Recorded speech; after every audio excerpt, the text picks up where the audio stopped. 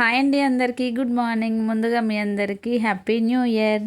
New ఇయర్ని ఎలా celebrate చేసుకుంటున్నారు? మాకైతే ఇంకా రొటీనే అనమాట. ఎలా చెప్పండి, ఇంకా మిషన్ కుడుతున్నాం కాబట్టి ఎప్పుడు ఎవరో ఒకరు స్టిచ్చింగ్ కోసం వస్తూనే ఉంటారు కదా.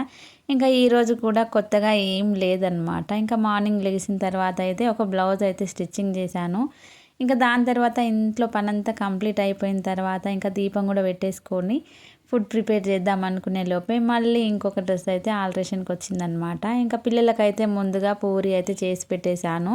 ఇంకా ఇలా బట్టలు కుట్టుకుంటూ ఉంటే లేట్ అయిపోతుంది కదా అనేసి ముందు పిల్లలు తిన్న తర్వాత ఏదైనా చేద్దామనేసి ఫస్ట్ అయితే పిల్లలకి పెట్టిన తర్వాత ఇంకా నేనైతే డ్రెస్ అనేది ఆల్ట్రేషన్ చేస్తున్నానమాట.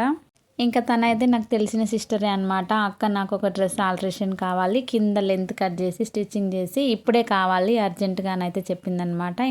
స్టిచ్చింగ్ చేసేవి చాలా ఉన్నాయి కానీ ఇంకా తనైతే అర్జెంటుగా కావాలక్క అని అడిగింది కదా. ఇంకా రెగ్యులర్గా వస్తుంది అనమాట నా దగ్గరికి స్టిచ్చింగ్ కోసము.